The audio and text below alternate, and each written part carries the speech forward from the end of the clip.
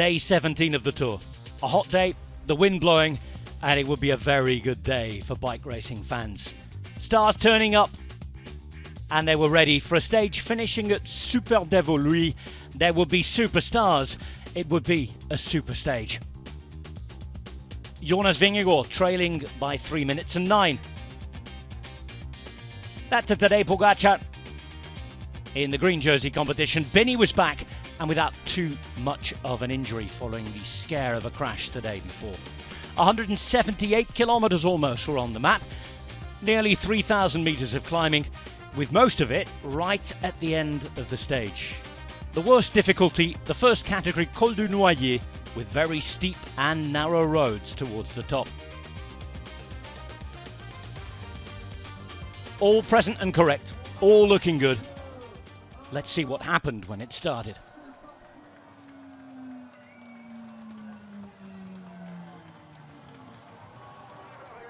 Everybody was ready on the bumper, the flag was waved, and the incessant attacks would soon come.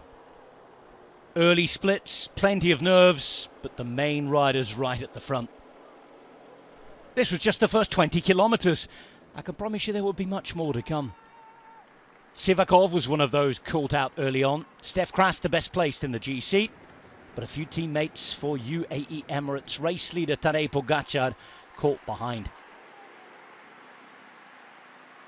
That was brought back together, and there was disappointment and sadness with Alexei Lutsenko, one of several riders, having to abandon the race.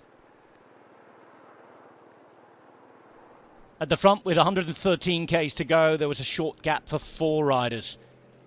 Another abandonment was Sam Bennett. Fernando Gaviria would join him as well. Gaviria, destination Paris, and the track at the Olympic Games. At the front, they continued to race on. Pogačar, Vingegaard, Evenepoel, all having to defend their own chances at the front. Not an abundance of teammates to help them. Not an abundance of riders up the road. Just 4 still at this point. And then there was a big group trying to chase them. That came after the intermediate sprint, won by Biniam Girmay behind.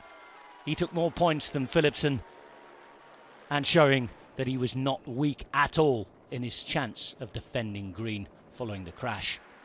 And then a big group went with just under 60 Ks to go. Almost 50 riders in it. Behind the yellow jersey and co were finally giving up in search of any stage. Martin was chasing with Madouas. He'd get to the 4 leaders. They, of course, still there. Until they weren't. Simon Yates deciding to reach them. And then attack them.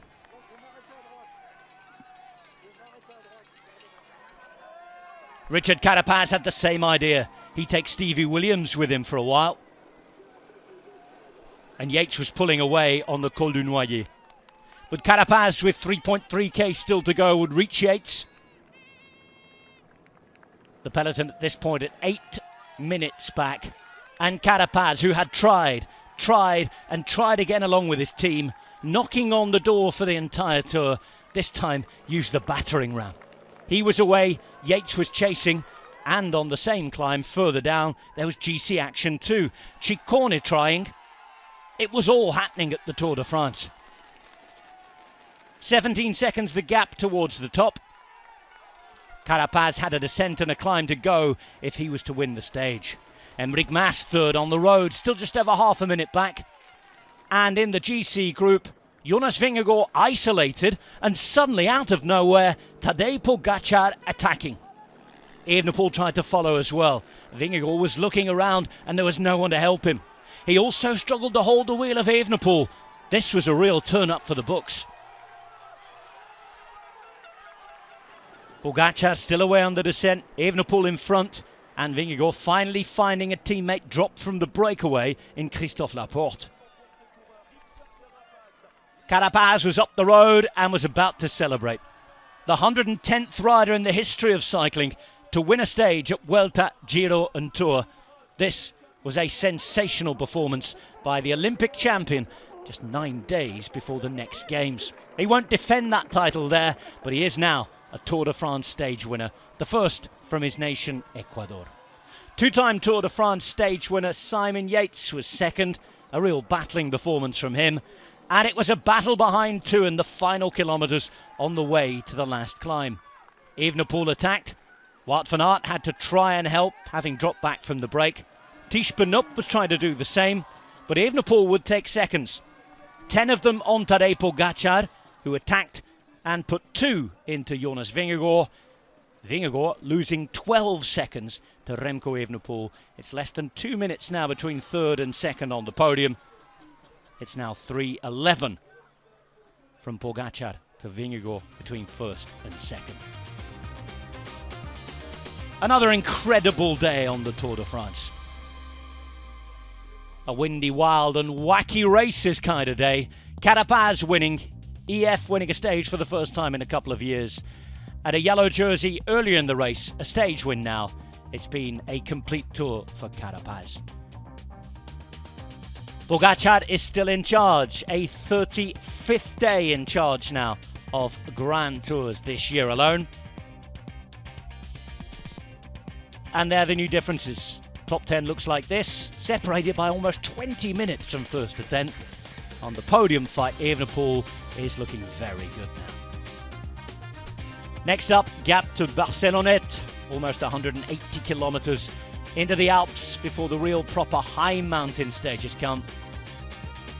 Another opportunity maybe for the breakaway here, but at this tour you just never know. More climbs more often, but not quite as difficult as this day. Stage 18 still promises to be a cracker. You can watch it live and on demand. It's Eurosport and Discovery Plus, your destination.